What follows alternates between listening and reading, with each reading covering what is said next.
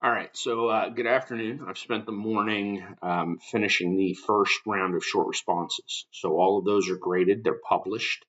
Um, and I will go in, actually, as I'm posting this video, I will remove the restrictions off of that first assignment. So you'll be able to see it now. So you should be able to get back in and hopefully look over the comments that I provided, especially if you did not get 10 out of 10, right? There'll be some reasons for that. And so let's actually go through that right now. First, if you submitted multiple submissions, I only grade the most recent one. I operate on the assumption that whatever you had submitted first was inaccurate. Thus, you created a second submission, with the exception of one student who submitted something earlier in the week. I had graded it, and then on, I believe, Friday, submitted two more times. I did not read those. I'm going to be 100% honest with you because I had already graded the assignment, and the first one was a 10 out of 10. There was no need to have redone it. I actually emailed that individual, a student, about that, and to this point, I've still not heard back. So if that was you, I would please kindly ask for a response to my email. So that's my philosophy as far as multiple submissions go. So let's get that out of the way. Secondly, at no point in time am I looking to subtract points. I operate sort of under the assumption that we're looking for a way to get you 10 points, and then once you've got 10 points, we're good. And at that point, if you have messed something else up, I'm pulling points away, or I'm not trying to detract from your grade at that point. Those of you that did not get 10 out of 10, some common ideas behind there, some common rationale for that. So number one, all you did was provide a summary, right? You just told me what Fromm thought, or what his article said. Obviously, I've read his article, and the reality is his article is flawed. Like most things in politics, it has flaws. That's actually the wonderful, great thing about politics. Everything is flawed. If it weren't flawed, it wouldn't be a political ideology. It wouldn't be a political disagreement. There wouldn't be political discourse about it. It would just be the way. There is nothing, literally nothing in America that 100% of the people agree on. And some of you, as we got into conversations about that, or there, not to say conversations, as there were comments about that, I made the comment about Kyrie Irving, and if you don't know who that is, he's a professional basketball player who went to Duke University, who believes that the earth is flat. I can't get 100% of the people to agree that the earth isn't flat. So we're certainly not going to get 100% of the people to agree about anything as pertains to politics. Okay. So just repeating what Fromm said doesn't provide me with any depth or any furthering of discourse or debate or anything of that nature. Secondly, what I care about is your opinion. And again, it's your opinion. So that's the other thing. I want to know what your opinion is, and I want you to be able to explain your opinion and defend your opinion, right? If you think that the filibuster is a positive thing, I want you to explain why it's positive. If you think it's negative, I want you to explain why it's negative. So summaries would have been one rationale for that. Number two is a couple of people, and I'm going to be honest with you, the likelihood of it having been written by AI is relatively high. I did caution you about this at the very beginning. There are a handful of things that I've read to this point that I would be willing to bet $20 are written by AI. They're not good. I don't want to say they're not good. They don't meet the requirements of the assignment. The assignment is asking about your opinion, and frequently AI is just providing a very two-sided. In fact, if you have a decent AI, it provides two-sided statements. But then you're contradicting yourself, right? And anybody who contradicts themselves is not very well. They don't have a very good opinion because they don't even know what their own opinion is. Okay. So that could have been the second rationale. And then the third thing that would have cost you is simply not having sort of full thought or a complete thought. You didn't explain yourself well enough. Or I will be honest with you, a couple of yours were just downright confusing. Wasn't 100% certain what you were saying. And so obviously if I don't know what you're saying, if I don't know what your opinion is, it becomes very difficult for me to, uh, assign a grade to that. So there's that. Then there are a couple of things as I've read over all of these that I would like to discuss and just provide some actual feedback to everybody and hopefully further some debate. And so maybe some of these comments that I make on these papers will actually make a little bit more sense to you as I tell you this, right? And so first, we're going to start with this idea. A lot of you wrote about the Electoral College, and that's fine. It's a hot topic in this day and age. There are actually some states now that are passing legislation that are requiring their electors of the Electoral College to actually vote alongside the popular vote rather than the national popular vote rather than the popular vote of their state. So a couple of points that I want to make just so we understand. The electors of the Electoral College, they are appointed, they're not elected, they are appointed, but they are required almost entirely. Almost every state now actually has legal requirements that they vote for the candidate that their state voted for. There used to be a concept called faithless electors who would just go to the Electoral College and vote for whomever they wanted. Some of them still do that in protest, but their votes are ultimately discounted and they are replaced as electors. They must they must vote in the manner in which their state has told them that they will vote. So I do want to understand that about the Electoral College, just so that we're clear. And then some other things that I want to make sure that we're clear of, because I do think that words matter. And so there's some misconceptions that we've seen. Only once in the totality of American history, right? So from the totality of constitutional American history, let's go with that. So we had our first presidential election in 1788 that would have seen the election of Washington, or 1789, whatever year that one actually went down. Right. But you're looking at 1788, 1792, 1796, right? So that's three. Then you have 25 for the 19th century, 25 for the 20th century. So we're up to 53 at that point, plus 2004, 8, 12, 16, 20, and 24. So that's another set. So 60, and even 60. Right. So 60 presidential elections in the history of the United States. And of those 60 presidential elections, only one time has a candidate received a majority of the vote and lost the presidency, right? Or not won the Electoral College vote. And interestingly enough, they didn't lose the Electoral College vote in that instance either. They actually lost in the House of Representatives, not in the Electoral College. And if you don't know the incident that I'm talking about, that was actually 1876 with Samuel Tilden and Rutherford B. Hayes. And that election was essentially decided via congressional compromise to end Reconstruction and basically put the Civil War to bed in its totality. So that's the only guy. Tilden is the only guy who won a majority of the vote and didn't become president of the United States, right? And so some of you are probably now looking at me and being like, Baker, you're an idiot. Clinton won in 2016. Clinton won a plurality of the vote, okay? Not a majority of the vote.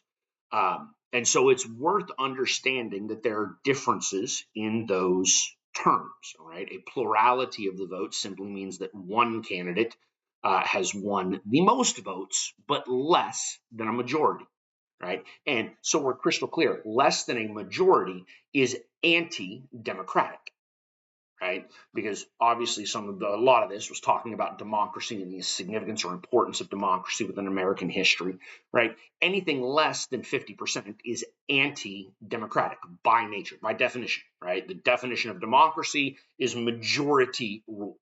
Okay. Clinton in 2016 did not win a majority of the vote. Okay. Al Gore in 2000 did not win a majority of the vote. Right. In fact, in the last 20 presidential elections, right, on 8 separate occasions, we have had a candidate win the White House, win the Electoral College without receiving a majority of the vote. Okay? And so out of those 20 presidential elections, I actually went back and looked. There were 13 different presidents, right? So we're going to go all the way back to 1948 with the election of Harry Truman. Truman did not win a majority of the vote, but became president or was reelected president of the United States in 1948. Okay?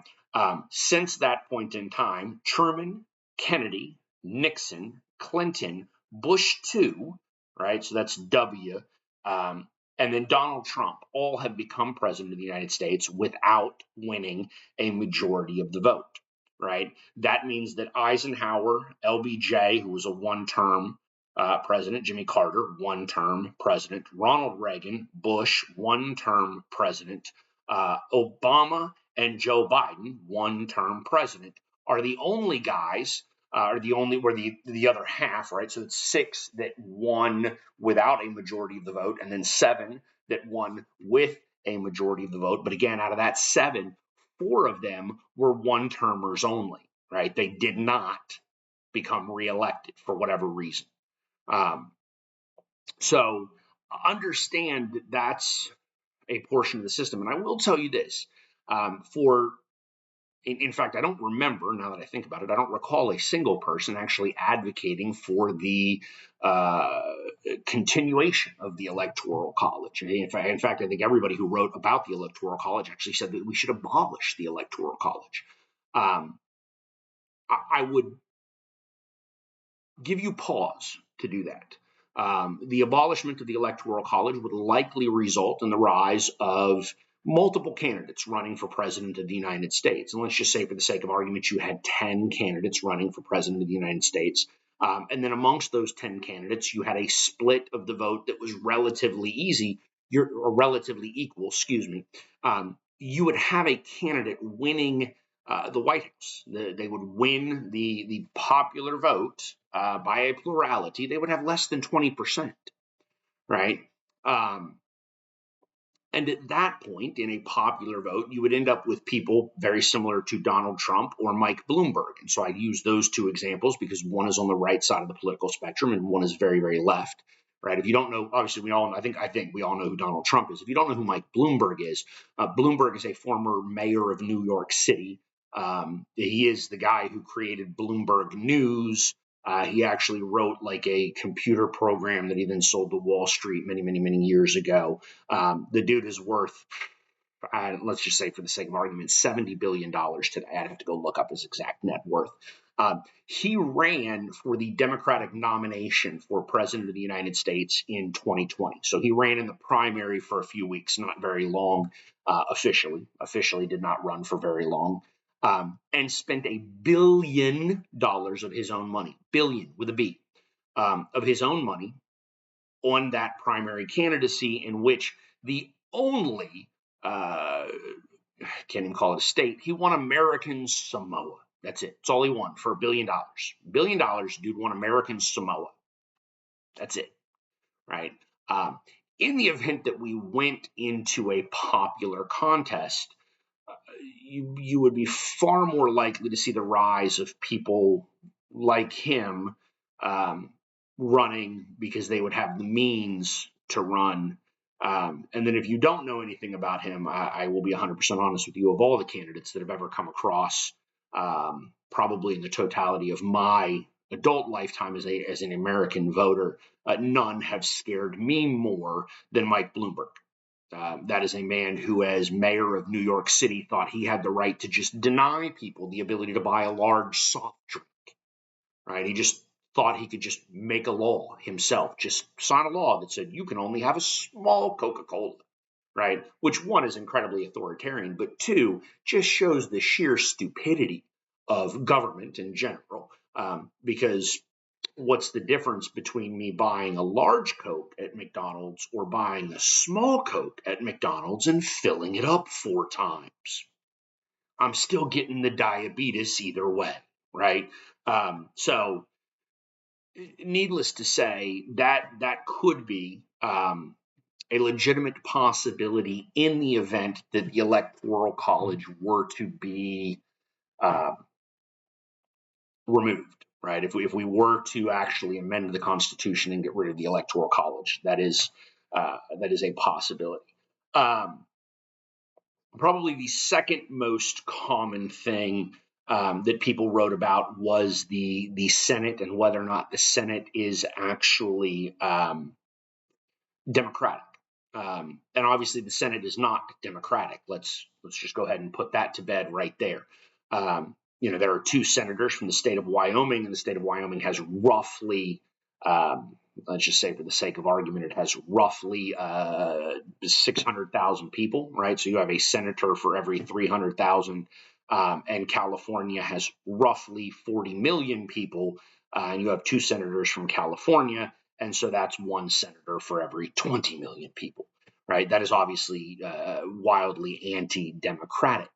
But it does tie into the other topic that was your discussion topic for this week, and that topic was federalism. And so I'm not through all of the discussions. I've read some of the discussions as they've been occurring throughout the week. And I think I even replied to a couple of them or asked questions to a couple of the threads. But federalism is by definition a separation of power between the national government and then sort of regional governments. Now, in the United States, we have states. Those are the regional governments that we're talking about. Okay, there is nothing in the Constitution about local governance, right? Meaning city, county, anything of that nature, right? But we do have a separation between the national government in Washington, D.C., and then state governments, right?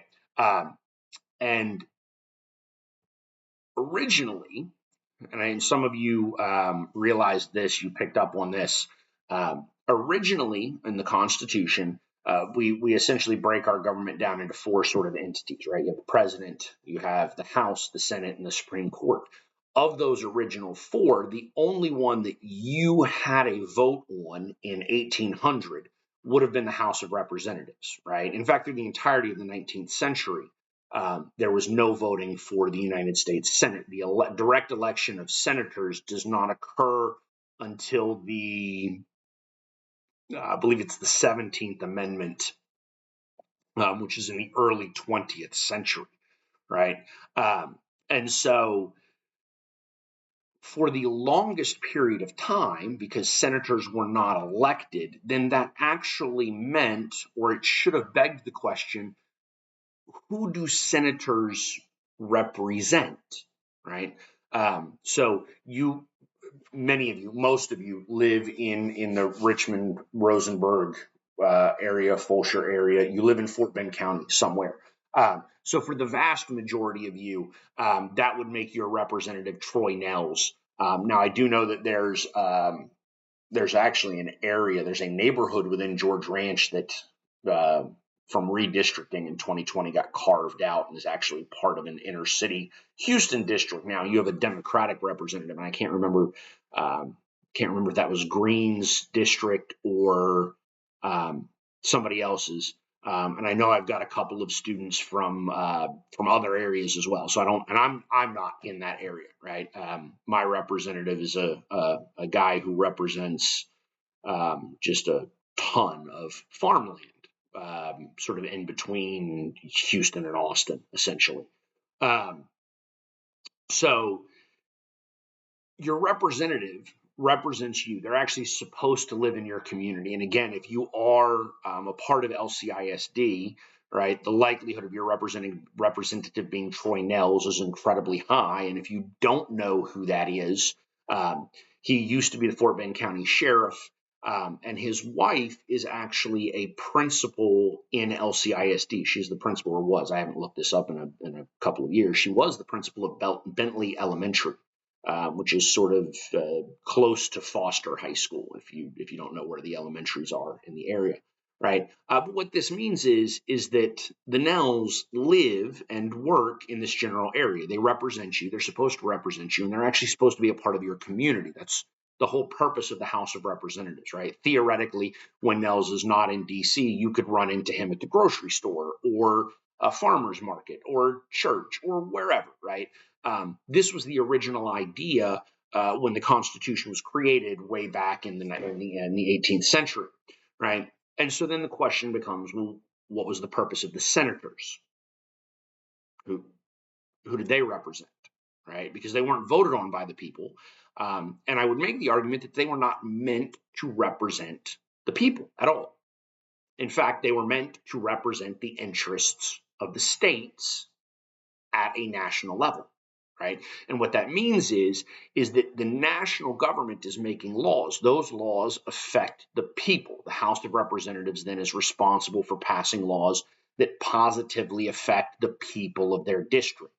Right. But the senators exist to represent the interest of the state against the national government. Right. So, for instance, if the national government were to pass a law, and we can use any one of a number of different federalism issues, right? Go back to the early 21st century, right? So 20 years ago, I believe the only two states that had legalized gay marriage 20 years ago, and they may not even, and there may not have even been legal 20 years ago, would have been Massachusetts and Hawaii. Those were the first two states to legalize gay marriage. California actually passed an amendment in 2008. They passed a constitutional amendment to their state constitution that defined marriage as a union between one man and one woman. And so it wasn't until a Supreme Court case in 2015, that gay marriage became legal nationally. And it just supersedes all of the state laws and all of the state rules and all of the state regulations, right? And so the Senate exists in order to advocate for what the state wants to do, right? And that's what happens when you have a state law that is in conflict with a federal law. Right. And again, abortion is a very, very good example of that in today's era. Right. We had Roe versus Wade for a very long time, which codified a national right to an abortion. Right. It existed on a national level because the Supreme Court said so. Right. And then you have a new case a couple of years ago that was Dobbs v. Jackson that actually takes away a national right to abortion, doesn't make abortion illegal, right, but simply allows the states to determine for themselves what is and is not permissible in that manner, right? And so theoretically, the Senate should exist to actually stop the House of Representatives regularly, right? Because if the House of Representatives, for instance, wants to pass legislation that says, I don't know,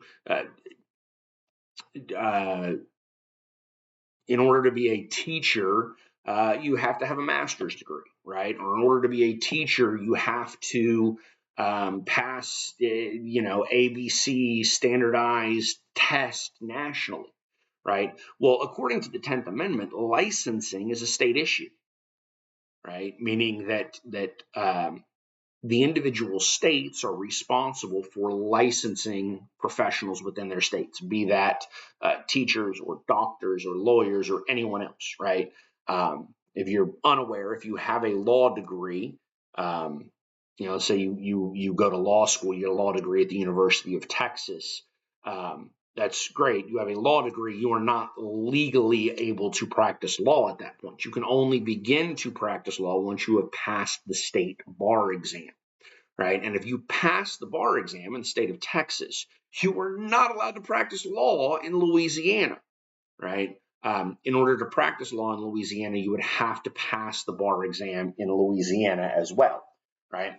That's an issue of licensing. And so the reality is, I think it's a fair question is to ask as to who the Senate was supposed to represent to ensure that the House was not doing things that were in violation of the Constitution. Now, however, that becomes a little bit more murky as we, the people, elect senators rather than sort of the state legislature appointing them to represent the interest of the state. Now, theoretically, they should be representing the interest of the people, which brings me to my last point, right? In the event that government is no longer representing the will of the people, um, we ought to be voting those people out of office. Um, and so, again, I would caution you, those of you who think that the Electoral College is somehow wildly problematic. I mean, again, we have a Republican office right now. We had a Democrat before him, and then Trump was obviously before Biden, and we went Democrat with Obama, and then Republican with Bush, and Democrat with Clinton, and Republican with Bush, right? And Reagan was over here, and then there was Carter, and then there was Nixon, and then there was Johnson and Kennedy, and then Eisenhower, and then Truman. Like, we go back and forth and back and forth, right? Control of the House and the Senate will do the same thing via like swing states, and we'll talk about gerrymandering. Some of you brought that up. We'll talk about that in more detail later on in this course. Right, but the reality is you have when you really talk about the sort of minority control of government, that minority control of government is not Republicans versus Democrats. It's not wealthy versus poor people. I was a little confused. Some of you thought rural wealthy people were the minority that we're talking about. Rural people are not wealthy generally. Rural people are also generally Republican. Wealthy people are also generally Democrat, right? As we're stereotyping. But the idea is that the anti-democratic minority really should have been better expressed as being a permanent elite ruling class, regardless of a political party, right? You look at Strom Thurmond, right? Strom Thurmond was a Democrat from South Carolina who was elected to the United States Senate in 1954. Strom Thurmond served in the United States Senate from 54 until 2002. That was 48 years. He is not the longest serving senator in American history. Nancy Pelosi, who just left office not long ago, I believe was originally elected to the House of Representatives in the late 80s. Again, nearly 40 years in government. Joe Biden, in fact, I don't know if you'll know this, Joe Biden, I think, has spent a total of 6 months of his working life not employed by the federal government, right? Literally, goes to college, goes to law school, practiced law for less than a year, and then is elected to the United States Senate, serves in the Senate for 30 years or whatever he served, and he's Obama's VP for 8 years, and then he is, at home for 4 years, and then president of the United States for 4 years, and now he'll have a very short-lived retirement, unfortunately for him, due to his health. But so this is the elite, or this is the minority that probably should have done a better job of explaining. The other thing that I would tell you, and this is one of the reasons why it's a sort of a flaw in his argument, he's advocating for more majoritarian policies. But the reality is if you look at the United States history, if you look at how America has existed over its 250-year history or whatever we're at now, right? we have actually significantly increased majoritarian policy and majoritarian rule in the United States. Originally, when the Constitution was written, the only people that could vote were land-owning white males over the age of 21. By the age of Jackson, we begin to allow basically all white males over the age of 21 to vote. After the Civil War, all males, regardless of color. Well, actually, that's not true. White and black men could vote. Chinese people were actually still excluded by law. There were some, if you get into some of the weird nuances, there are actual like Supreme Court decisions, there are court decisions that say that the 15th Amendment, which provided voting rights to African American men, did not apply to Chinese men. And then, I don't know if y'all know this, but Native Americans actually didn't become U.S. citizens until 1924-ish, somewhere in the early-ish 21st century, somewhere in the 1920s, I believe. So Native American men would not have had a right to vote then either. But so following the Civil War, all white men over the age of 21, all black men over the age of 21 are able to vote. By the time we get to 1919, we allow all peoples over the age of 20, all citizens over the age of 21 to vote. Women are now able to vote nationally. We get into Vietnam, we lower the voting age to 18. That's more democracy, more participation, more people able to have a voice in government. And so on some level, if the argument is we don't have enough democracy, well, we have extended democracy drastically over the course of time, and there are actually a number of people. And if you do end up at Texas A&M, there's a political scientist up there, and because I'm not in my office, I'm in my home office since summertime. I don't have the book to pull out right in front of me. I think the man's name is Coble.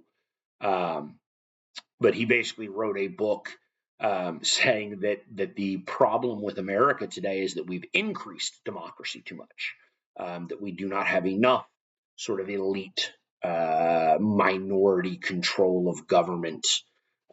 So obviously there are some nuanced opinions to all of this. But I appreciate your work in the first week. If you have questions, again, please email me.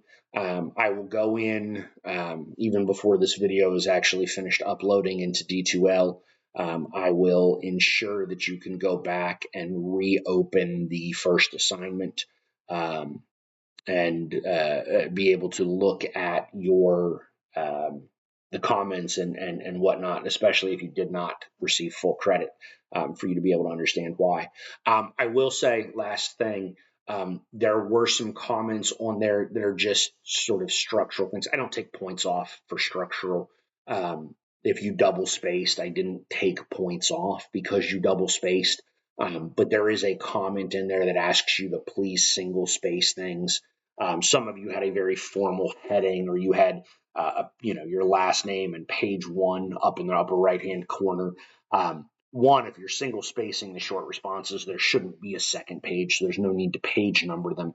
And then that, your name and the date, and then Professor Baker, and then Government 2305, that's unnecessary.